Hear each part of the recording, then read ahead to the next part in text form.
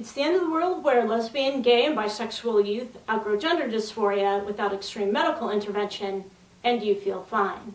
Or why the medical defacement of LGB youth is inevitable with the enthusiastic rise of the trans child movement. I'm going to do a series of videos on how medicalizing gender nonconforming young people is going to impact LGB youth, and not just youth who are certain to seek medical transition for gender dysphoria as mature trans-identified adults. Part 1, permanently medically altering minors, the new norm of extreme and experimental medical treatments on gender nonconforming children and teenagers. The trendy view among LGBT activists, queer-identified under 35s, liberals, academics, and some very powerful psychologists and doctors is that gender is a spectrum. This is a distortion, and a distortion with an agenda. The term spectrum elicits images of a gradation between two ends, like a rainbow is a spectrum. And while the number of trans-identified people has significantly increased in the last several years, they're still a very small percent of the population. Here is a more accurate representation of people with gender issues. And this is what is being taught by organizations like Gender Spectrum and Trans Youth Equality to children and in schools. Gender is not a spectrum. Gender dysphoria is a spectrum. And because gender dysphoria is a spectrum, we are entering an era where it's inevitable that some bisexual, gay, and lesbian youth's path to identity formation and self-acceptance will be sacrificed to provide minors easy access to medical transition for gender dysphoria. The consequences of this to them will be very serious. Some of the consequences will be sterilization, irreversible double mastectomies, nerve damage, voice alteration, surgical genital disfigurement, permanent loss of sexual function, and impacts on bone health and cognition. And I wanted to make this video to try to convince lesbian, gay, and bisexual people, and anybody else really, who don't already care to care about what is in reality a human rights violation against confused young people who have not achieved full executive function, which doesn't happen until age 25. Because if you don't care, very few will. Not LGBT organizations, some of who have members who make 6 figures a year and are getting millions of dollars in funding to promote trans in kids. Not left-leaning educators who want to appear as validating and progressive and open-minded as possible. Not academia, whose gender studies classes are anti-science postmodern ideology, which is now infecting actual sciences, despite the fact that it really should be the other way around. Not most of the media, who are too apathetic and too lazy to discuss this complex issue truthfully, and even intentionally hide the risks of this to pre-gay kids, and some confused straight kids as well, and same-sex attracted teenagers, and even young adults. And definitely trans activists are not going to care, nor should anyone expect them to, as people are self-interested. And promoting gender spectrum concepts and child sex changes serves their agenda of eradicating concepts of biological sex and promoting the importance of children cosmetically passing better despite health risks. And most disturbingly, not even the gender therapists and doctors aggressively promoting this. Some who are just trying to do their best to help a beleaguered population. Some who have messiah complexes or God complexes or both in some cases. At least I have seen almost no evidence that they care in the 5 years I have spent researching this as a concerned bisexual tomboy layperson who had some transient but intense gender dysphoria as a tween, and who has a lesbian spouse who did as a child. And I hope to convince you, LGBT people, that like trans people, we are also members of tiny, vulnerable minority groups who have the right to feel invested in how gender nonconforming young people are being raised, and what effects in vogue gender ideology and removal of age of consent laws for permanent medical changes is having on them. Because it is affecting them, as LGBT media and organizations and pro-child transition health professionals and academics and mainstream media continue to obscure the reality that there is no clear demarcation between gender nonconforming LGB and trans in young people before their brains have fully matured. Imagine what the reaction would be from any other minority group in any society in the world where they experience discrimination if some of their children had a condition that compelled them to intensely despise their bodies because they desperately wanted to conform to the norms of the dominant and more greatly powerful and valued majority, rather than be something different and something often bullied and maligned for not being normal. Imagine a significant number of them would outgrow these feelings, but to serve the ones who would not outgrow it, all of these children and teens would be actively encouraged and validated in the rejection of their bodies and biological reality. Imagine they were subjected to toxic skin bleaching, surgical eyelid cutting, and nose jobs under the age of 18. Imagine they would be sterilized in the interests of achieving these cosmetic results to relieve the distress so they feel they fit better into the societal norm. Imagine that, with certainty, some of the young people subjected to these procedures would have simply overcome their distress if given proper mental health support or even just left the heck alone to grow up and work it out for themselves. The way they were left the heck alone before skin bleaching and eyelid cutting and nose jobs and procedures that caused sterility were products offered to a public who wants them. Imagine individuals within these vulnerable communities were turned against each other and were bitterly at each other's throats over disagreements about this being the right thing to do. And that was tearing their communities apart, causing infighting and finger-pointing, and destroyed long-term friendships, and hate even amongst them. Wouldn't that be sad? Because that is what's happening to us as lesbian, gay, and bisexual people.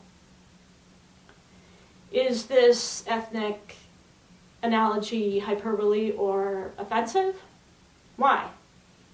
Why is amputating the breasts of a 16-year-old lesbian who hasn't even had her first sexual experience yet, who will later have transition regret, different than that? What's more progressive and affirming about the possibility of a pre-gay, effeminate male having his brain rewired with very powerful chemicals and sexuality permanently destroyed? Because that's what the hormone blocker to estrogen protocol can do. Many are arguing that gender dysphoric children have a human right to socially and medically transition underage. And they're getting their way with gender clinics opening up everywhere across the Western world, like fast food franchises, and celebrities raising babies everywhere. What's lost on people caught up in the child transition cheerleading is that they should care that it is a human right to just grow up without being subjected to medical defacement from the psychology profession and therapy community and by doctors. The concept of that human right is ignored by huge swaths of society where very well-funded trans activism has essentially achieved full institutional capture and is not telling the whole story. In the next few videos, I will argue why a human rights violation involving pointless and harmful medical procedures on gender nonconforming children, teenagers, and young adults is inevitable. I will talk about the seriousness of the psychological and medical consequences to these inconvenient false positives. I will point out that gender-affirming advocates appear to merely have decided false positives on confused gray area youth who are mostly LGB are morally acceptable collateral damage for trans-positive healthcare. I will discuss the implications for each of the populations most affected by this, the gay, lesbian, and bisexual populations, although more and more heterosexuals are doing this too, underage. And I will talk about how all of this is turning people against each other within gay and bisexual circles. In this introductory video, I want to go over just how extreme the medical transition protocols are, because most people aren't really aware of them, and this has rapidly become the new norm in the United States and other Western countries. And I want to do these videos for people, especially LGBT people who are worried about this, who may not have had time to comb through all of this data and discourse to help you articulate to people there are reasons to be concerned about this. They will be fairly in-depth because I just like details, it's just how I am. But I think they'll clearly lay out why so many people are becoming alarmed with what is going on, with thousands of children being put on hormone blockers, among other things. The reasons I know a lot about this topic is I began obsessively researching it about 5 years ago when I started to hear LGBT people and feminists express concern about pediatric transition, along with other issues and conflicts with trans activism. And I initially thought pediatric transition likely had good justifications and a good screening process and safety protocols, and that they would be protecting gray area youth who may have dysphoria as kids but may outgrow it, as all research on gender dysphoric kids show that some youth do. I don't believe that now. After my journey of reading most of the relevant peer-reviewed research and reading the viewpoints of trans people and parents and academics and mental health professionals and doctors and gay and lesbian people, and listening to hours of presentations from pro-pediatric transition doctors and therapists, and attending their gender conferences myself. And I was concerned enough to form a medical watchdog and cultural watchdog organization around pediatric transition and postmodern influenced gender ideology with other LGBT people and trans people who do not support medicalizing minors. It's called Gender Health Query. It's at genderhq.org if you're interested in that. Everything has a reference section and is well cited and documented. So I just want to say I'm a layperson and I'm not a social scientist or a doctor, but I'm just very well informed because I'm a little compulsive and a lot worried. And anyone who follows this issue closely notices how ignorant some supposed health professionals are about the seriousness of the damage that we're already starting to see to at least some young people. They're even ignorant about previous research about pre-gay kids and their struggles with gender dysphoria, as this gender affirmative, let the child lead model has swept over the mental health and medical community. Some of these ignorants, and parents email our organization to tell us about them, are directly facilitating life-changing medical treatments for minors themselves, like the ones in the story Dad sent us I am about to read you. I want to read it to you because it lays out a lot of the complicated issues around this, and it also demonstrates how they're not going to be able to tell what young people just need more time to grow up and what young people are certain to want to seek medical transition as mature adults. Because they are medically transitioning underage kids. And yes, teens are still kids who in some ways are more impulsive and are more of a danger to themselves even than prepubescent children. So just please listen to the details of this story because it's a really good example of everything that's going on, involving conflicts with parents, between parents and kids, courts, negligence, what appears to be negligence amongst hospitals and therapists. Briefly, I would like to share that my daughter, who has recently desisted, that means outgrow gender dysphoria, had identified as transgender F/M for over 2 years, from age 13 to 15. During this entire period, she regularly pressured me and my ex that she needed medicalization with hormones. I very carefully resisted the pressure while showing support. My ex, however, was very supportive and showed eager willingness to allow her to medicalize. My ex also used my resistance to medicalization to try to show Family court, I was not supportive of my daughters coming out as transgender. My ex exploited this, along with some parent-child conflict, in an attempt to limit my parental rights and parenting time. This was a source of great conflict for us as co-parents. Throughout her court challenge, a few mental health professionals were brought into the case to give opinions. We also hired an LGBT specialist for therapy for my daughter. All the mental health pros recommended the affirmative approach and encouraged seeking out consultation for puberty-blocking medication and hormone therapy. At one point, in the presence of my child, I asked the LGBTQ specialist if she and my daughter had discussed testosterone therapy and its side effects. She replied that yes, they had. I asked, have you had the conversation about blockers to testosterone and how it could have irreversible side effects? The specialist flatly denied that this was true to me in front of my child. She stated that the effects are reversible. I know that this is not true, as I had done diligent research on transgender medicalization. I was appalled that a therapist claiming to be a transgender specialist would be so uninformed. She was also unaware of what WPATH was. Recently, my daughter has desisted and is back to identifying as her natal gender. The cessation of the 2 years of identification happened almost as fast as her coming out as transgender 2 years prior. It terrifies me to think that had I lost parenting rights and decision-making during my ex's court challenge, my daughter may have been allowed to medically transition.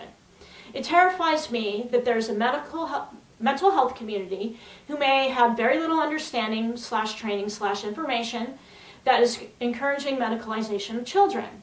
Through the process of transition, I reluctantly consented to a consultation at the Children's Hospital gender clinic here in a major U.S. city.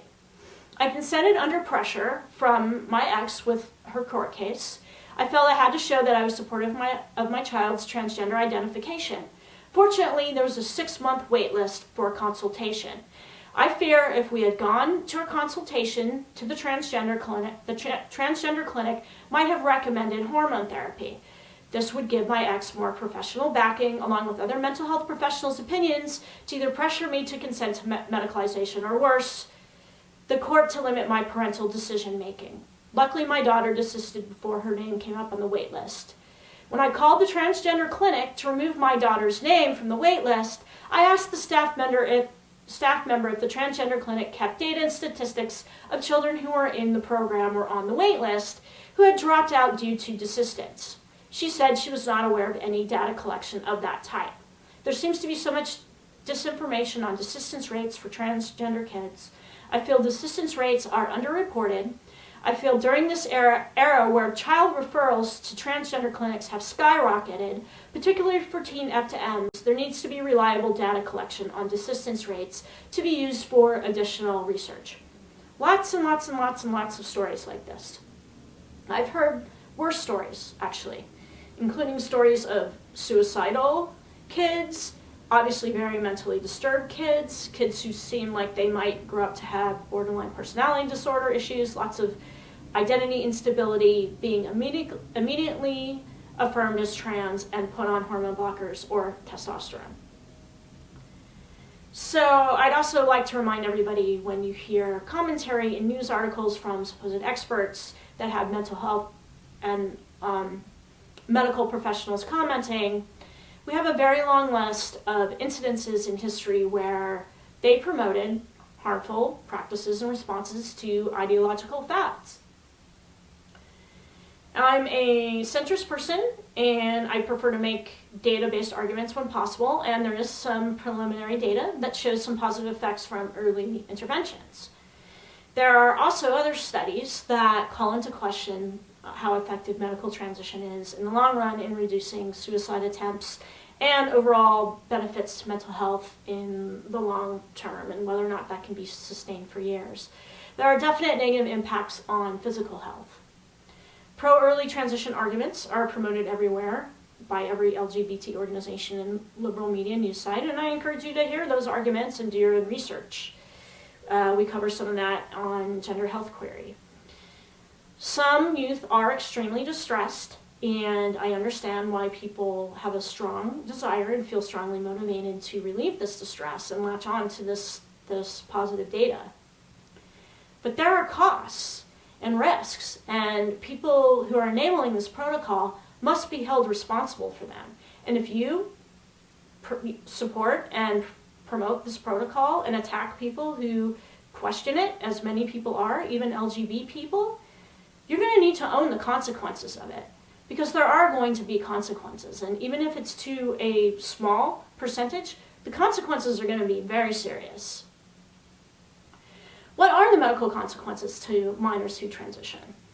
In order to have an informed discussion about the ethics of transing kids and the seriousness of this matter, the LGBT public needs to understand that these gender clinics are not tapping children on the heads with rainbow glitter sparkle wands to turn them into the boys and girls they say they want to be.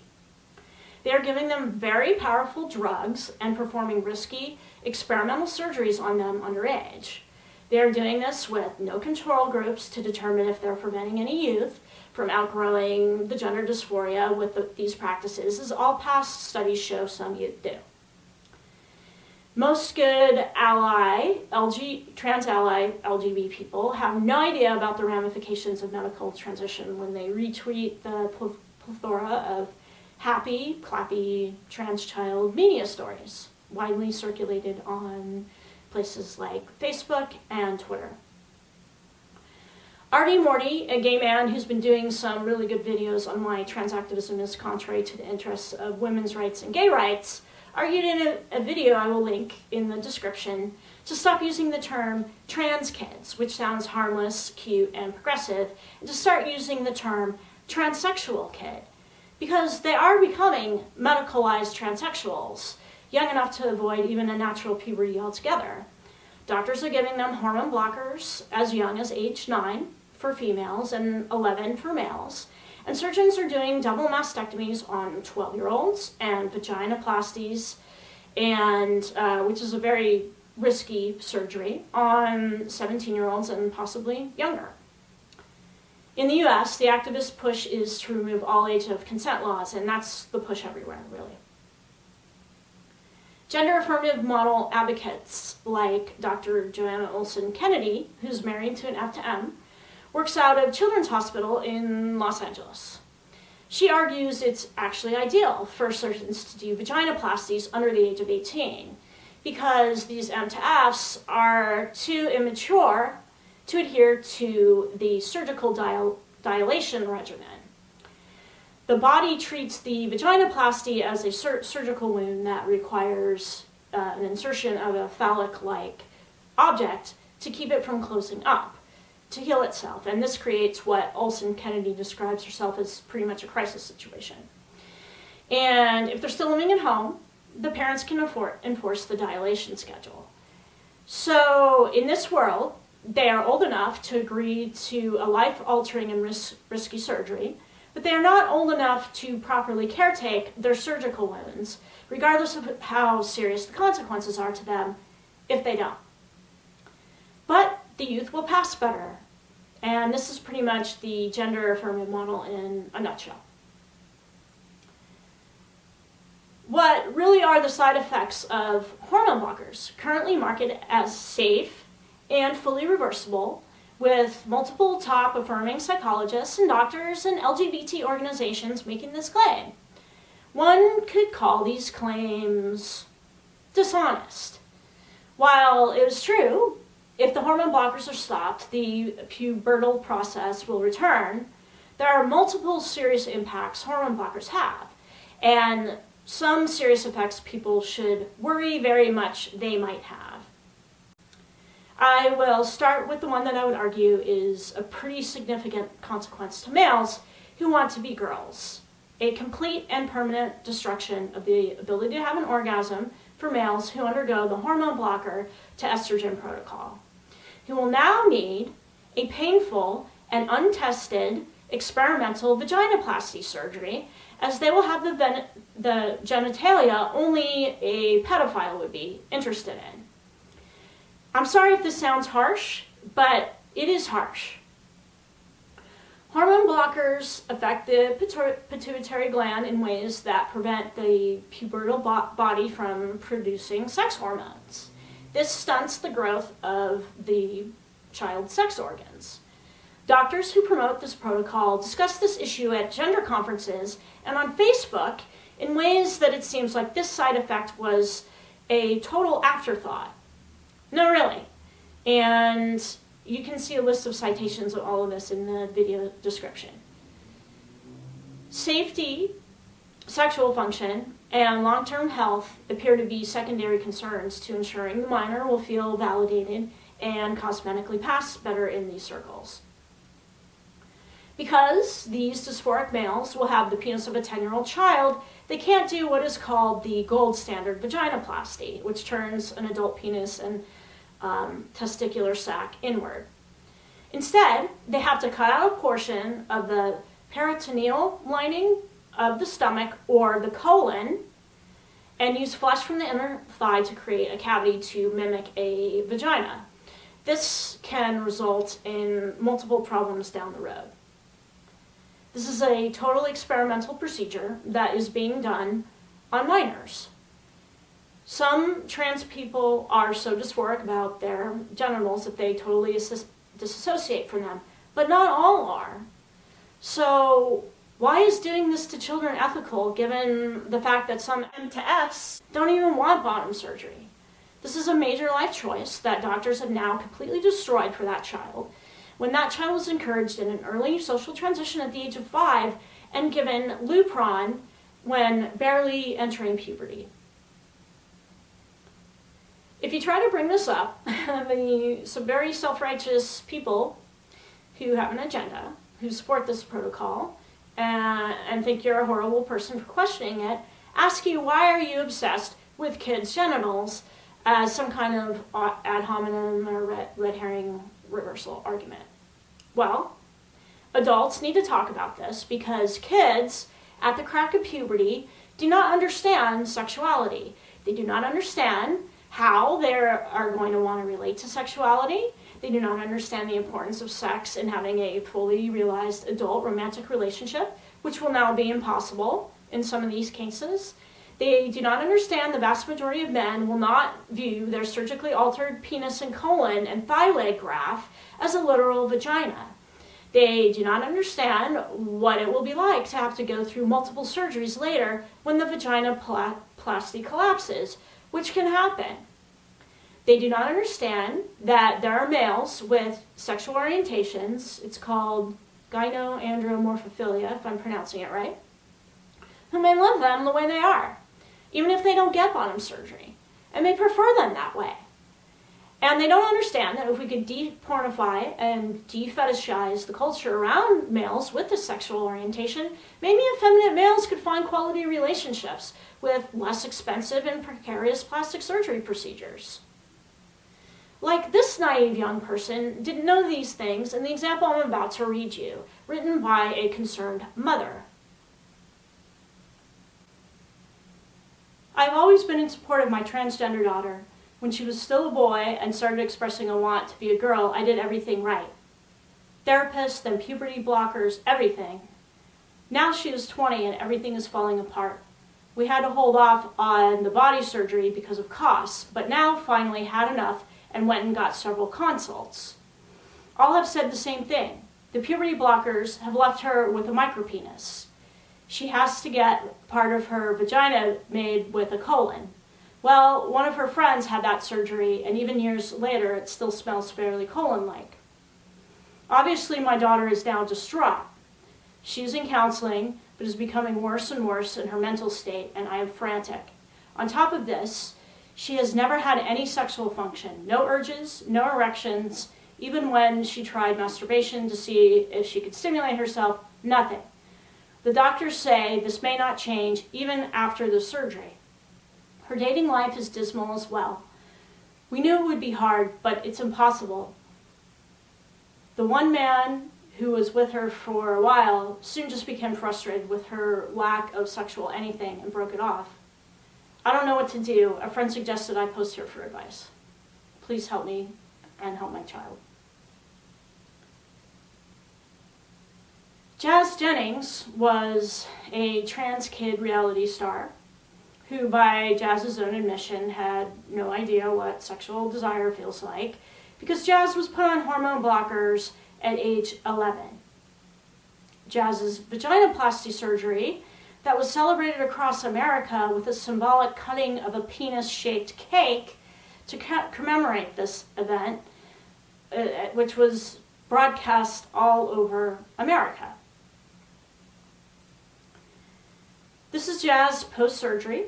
At one point, Jazz heard the vaginoplasty go pop as it completely fell apart because this is a very experimental and risky surgery. Jazz has now had multiple surgeries to correct this and describes the ordeal as being extremely painful. It's highly unlikely that this young person will ever have any real sensation in an adult relationship. Do I want to talk about this? No, I do not. I hate it. And I don't want to exploit this person or anybody else. But Jazz is an adult now in the public eye, and Jazz is being used to glorify and market these procedures to minors and their parents. I hope Jazz goes on to have the best life possible, and all of this was worth it to Jazz. I really do. But people need to be educated about the seriousness of what doctors are doing to children and teens, and on what the consequences are, as it's the adults, not the youths, who are responsible for these consequences. And the exploitation process started with Jazz's mother, who put her child on television as a little kid. So parents, please don't parade your trans-identified child around in public. And they're not there for show and tell, even if trans activists tell you you are saving the world. And it will make you lots of money. It also might make them feel social pressure, not, to continue transition, even if they're having doubts when you put their transition on television for the public. These aren't the only examples of vaginoplasty disasters out there like that. And maybe many adults are happy with their surgeries and their surgeries went fine. There are a myriad of stories out there where they did not go fine. Maybe they're the minority. And I'm not trying to disparage these poor souls and their situations, and they're often victims of quack doctors trying to exploit people's unhappiness. I just think it's very necessary to smack the rose-colored glasses off of people's faces who view this as progressive and positive and a wonderful thing that we can medicalize a child based on a decision they make at age 10. So. This more extreme bottom surgery negates the common argument that they will need less intense surgeries later, like a mandible shave, because they're transitioning when they're so young, because they look more feminine. They are not really avoiding more intense surgeries here by creating this situation where they're going to have a child's sex organs when they are 18 years old. Another side effect of the hormone blocker to cross-sex hormone protocol is sterility. These youths never fully sexually mature naturally, so they will likely not be able to have their own offspring if they're transitioned at 10 or 11 years old. Sterilizing a minor for something that isn't a fatal disease, and no, puberty is not a fatal disease, would be considered unethical in any other situation. And here, you could have women go to doctors wanting to become sterilized as fully grown adults, sure that they don't want children, and the doctors will not do it. And lately there's been many stories about M to Fs and F to Ms who have biological children or say they want them. So a 12-year-old child really cannot make this decision about whether or not children is going to be very important to them later. So here is a graph representing lower bone density due to the use of hormone blockers. Hormone blockers negatively impact bone health because a natural puberty is necessary to form normal levels of bone density, which is related to hormone production.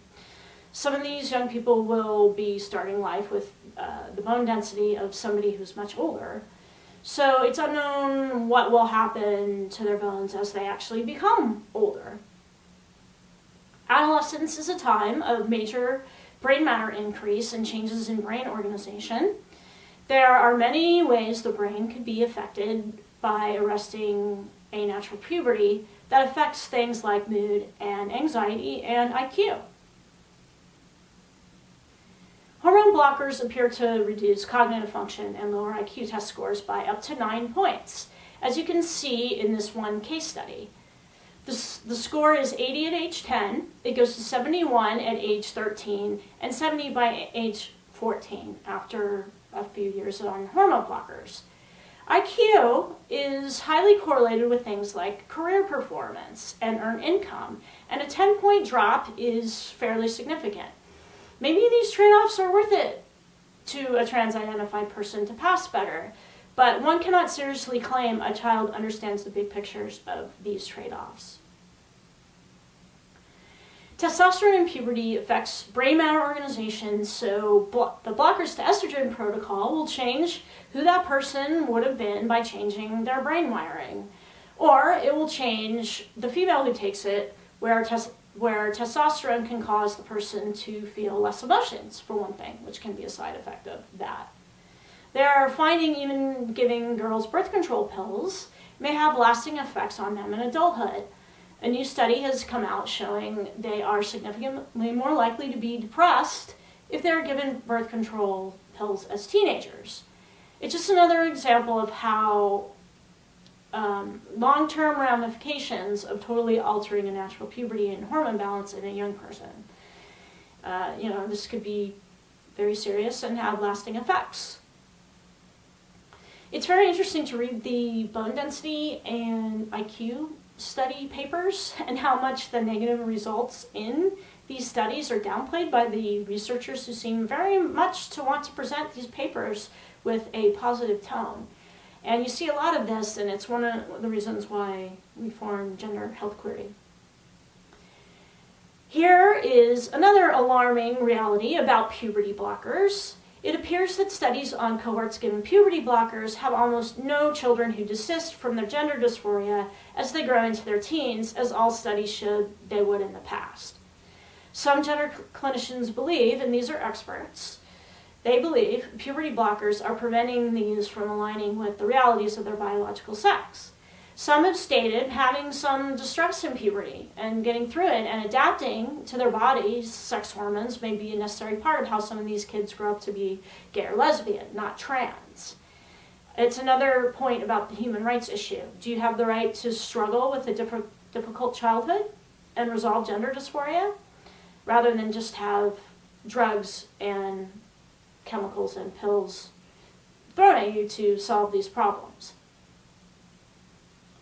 Here, Dr. Lisa Simons, a pediatrician at Lurie Children's, I believe that's in the UK, Lurie, discusses the reality that doctors don't fully understand how hormones affect brain development in adolescents, or how blocking this process may affect them. She tells PBS that studies that look at the neurocognitive effects of puberty blockers are lacking, and, quote, "The bottom line is we don't really know how sex hormones impact any adolescent's brain development. We know that there's a lot of brain development between childhood and adulthood, but it's not clear what's behind it." So, unquote. We don't know exactly, but the little evidence we have suggests brain development is affected. There is also the possibility that the use of these hormone blockers could cause a myriad of severe side effects long-term into adulthood. There are many women coming forward to claim that the hormone blocker Lupron, often used in these gender clinics, has caused them extremely serious side effects. These women took Lupron as a child to halt impacts of too early precocious puberty, it's called, or for other reasons like endometriosis as adults. And lawsuits are happening. Quote, "More than 10,000 adverse events," let me start that again. "More than 10,000 adverse event reports filed with the FDA reflect the experiences of women who've taken Lupron. The reports describe everything from brittle bones to faulty joints."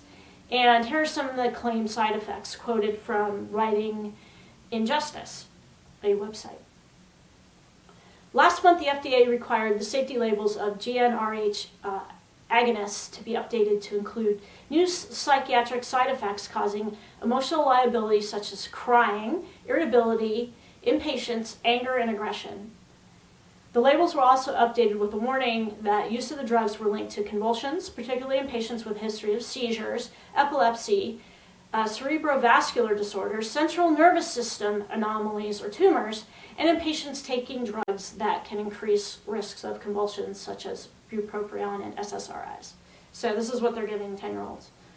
Other claimed side effects are deteriorating jaw joints, degenerative discs, growth of pre-existing tumors, deteriorating vision, exacerbation of asthma, osteopenia, memory loss, hair loss, and fibromyalgia. In adult men, some of the labeled risks of Lupron are heart attacks, strokes, and sudden death. So when people claim hormone blockers are fully reversible, even on children's hospitals' websites in major cities associated with prominent universities, there aren't good studies to know the full extent of hormone blockers on the growing brain, body, fertility, sex organs, or on desistance to really state that these drugs are fully reversible. So, if you support all of this, if you're one of the many progressive LGBT people who demonize concerned LGBT people worried about this, something that happens every day on social media and elsewhere, do understand there are profound consequences to the blocker to estrogen protocol. There are serious consequences to a rectosigmoid vaginoplasty that I mentioned. Do understand many women state that Lupron seriously damaged their health. Do understand you may be supporting negatively impacting their intelligence for the rest of their lives. When you believe sterilizing children is no big deal because they'll look more normal, which is Dr. Norman Spack's words, do understand that many trans people want biological children, and many MTFs do not want their sex organs medicalized or sliced up or impacted in that way.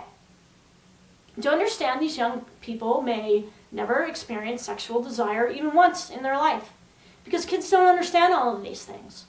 Adults do. And it's adults who support this who will need to own any damage that happens from this. So when LGBT orgs and media and pro-transition parents and therapists and doctors tell you hormone blockers are safe and reversible, it means they're not informed, or do not believe the previous side effects listed here matter at all, or that it matters if this interferes with the development of a youth's likely gay or lesbian sexual identity formation. It would maybe give parents pause and the public pause and get in the way of what their goal is. And their goal is to facilitate social and medical transition on distressed minors under an experimental process resulting in extreme body modification with no control group to prove they aren't creating false positives who would not want to transition as adults on a generation of guinea pigs. And I haven't covered the list of other health consequences the rapidly expanding young trans population will have to look forward to as adults, such as an increased risk of heart attack in F2Ms, intense pain for F2Ms doing sex due to vaginal atrophy, even just a few years into transition, nerve damage and phantom pain from double mastectomies and phalloplasties, repeat vaginoplasty surgeries, liver problems, and possible cancer risk from transitioning at such young ages. So, thank you for listening to this intro video for It's the End of the World, where lesbian, gay, and bisexual youth outgrow gender dysphoria without extreme medical intervention, and you feel fine. The next video will cover the reality that it will be very hard to prevent pediatric medical transition becoming the new normal due to the intensity of gender dysphoria of some people and the desire of parents to want to go along with their children's demands. Thank you very much for listening.